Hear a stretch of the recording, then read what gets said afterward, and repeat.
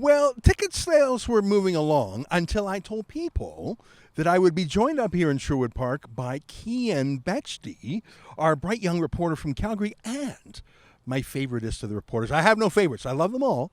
But our chief reporter, Sheila Reid, is here. And when I let that news be known, boom, we sold out. Sheila, how you doing? Hey, I'm great. I'm very glad to be here for the event tonight. Hopefully it goes off without a hitch. Our restaurant had some threats.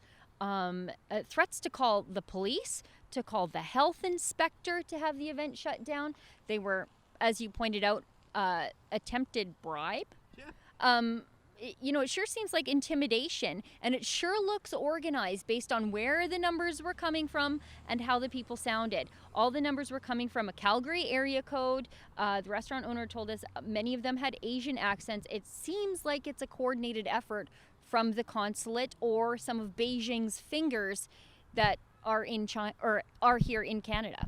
Yeah, of course, people with a Chinese accent are they may be Chinese Canadians. They may be Chinese agents of Beijing. I count myself very fortunate to have a great number of Chinese democracy activists as my buddies. And in fact, I can understand someone saying, "Oh, China virus. That book is very critical, but it's critical of the Chinese Communist Party." You know, when Justin Trudeau was asked, "What country do you most admire?" he said, "China." Okay. But then he said, for its basic dictatorship. I would say I find China fascinating, interesting, and I would even use the word admirable, and in some ways lovable. It's very different than our culture. If you're talking about the Chinese people, Chinese culture, history, architecture, art, language, food, obviously, geography. There's so many things to love about China or to admire, to like. The people are different from the communist dictatorship. Yeah. And I think my book tries to make that clear. I think, and here's the thing, I was talking to the proprietor of the event today. He said he fielded about 6 or 7 phone calls yesterday. He said not a single one of them had actually read the book. Yeah. So they were just criticizing it either based on its title or more likely it was part of an organized campaign. If it was all coming out of Calgary, I think it was an organized campaign. But you know what? It's not just a hypothetical situation that we could be canceled in 3 hours. We had our last Edmonton book launch canceled. We had a paid contract in full with the Princess Theatre, and that guy was bullied out of it. They're trying to do the same tonight. Yeah, they are. Luckily, the restaurateur is standing firm. They say they don't care what anybody's political beliefs are. They just want to serve you good food.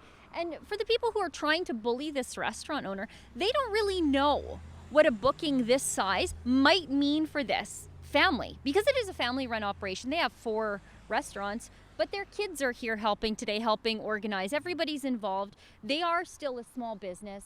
And the people who are trying to cancel this event, they don't know if this is a life or death booking for them, if it's the difference between hanging on to staff or laying off staff or keeping their doors open. And they don't care. And I think that's the point.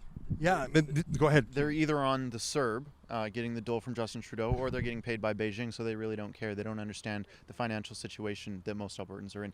And we were talking about this earlier before we were filming, but the people that are here in Sherwood Park, these Albertans, are the same kind of Albertans that were in Innisfail just a few weeks ago when I was there at that protest, when Antifa came and invaded that town. It's very similar what's going on here, because here we have agents, I'm convinced, it's agents of the Chinese consulate in Calgary calling here, harassing here, bribing these people to cancel this event. Just like in Innisfail, we had yuppies, these leftist radicals coming in to harass these people of small town Innisfail, to tell them that they were racist, that they needed to change their ways, and that because they were white, they were part of the problem. And it's the same situation, just different current political problems. Here, you know that video you're referring to, Innisfail is a great town, 8,000 folks. We've had wonderful events there before. It really is probably one of the most pro-rebel places in the country. The number of rebel subscribers there in a town of 8,000 is unbelievable. We won't know how tonight ends in time for my show tonight, because we have to upload it to the internet by 8 p.m. Eastern time. That's really when things will hit the swing. I'm fairly confident we're going to go ahead because, you know, standing up for the dictatorship of China, I know that's cool for Justin Trudeau and his circles, But I think in Alberta it's not, and I think, thankfully, a great many Chinese Canadians love Canada because it's free.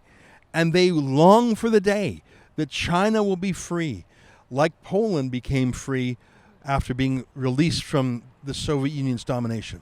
Well, there you have it, folks. I'll let you know how it ends. I'm grateful to my two friends for being here tonight. And we got more. We got 144 folks coming to the PAC book launch. You can get your book for now at chinavirusbook.com. Hopefully Amazon won't ban it again. And hopefully the commies won't stop the buffet. Well, it's the morning of July 22nd. I'm back in Calgary. You wouldn't know it from the leafy background. You'd think I'm in the tropics or something, but it's just Calgary in a gorgeous summer day. Let me tell you how the story ended. There was no Antifa protest, no Black Lives Matter protest, none of that. But I'm glad we had a security guard and a lawyer, because there was a protest by the Chinese Communist Party, the same people who had threatened the restaurant with lawsuits and police investigations, the same people who tried to bribe the restaurant with $3,000 to cancel the event. About 10 of them showed up and had a protest outside. I went outside to offer them a book, to offer to talk to them. They weren't really ready for that. They said they didn't want the book, even though they admitted they didn't read the book. It's sort of weird to be against a book that you didn't read and to admit it and to refuse to even read it or take it. But I guess that's how the Chinese Communist Party rolls. They're more into book burning than book reading. It wasn't very fruitful to talk to them. They started shouting and swearing at me and wagging their finger really close to me. I went in to be with the people who had paid for tickets. It was a great evening, sold out event, very successful. But it was quite telling to see the long arm of the Chinese Communist Party reach all the way into Sherwood Park, Alberta, from Beijing. One last point, and I'll do a longer video on this in the future. As I mentioned, we had a young lawyer there, Taylor Thiessen, a student at law at Reynolds Mirth. He was there helping make sure everything was okay, and they served him with a kind of lawsuit threat against me. And I'll read the whole letter, and I'll show the whole letter to you later. I don't have it in my hands. But they said that if I did not change certain aspects of the book, they would take me to the Human Rights Commission. Yeah, that's not how we roll in Canada. We don't change books because some Communist Party apparatchik says so, even if they have or haven't read the book. So yeah, those folks are not living up to Canadian values. They're following Chinese Communist Party values. We don't bend the knee. Anyways, that's the update from the morning after. That's an excerpt from my daily show, the Ezra Levant Show. Every day I do a monologue on the news of the day, then I interview an interesting guest, and then I read my hate mail. You gotta subscribe. Go to rebelnews.com.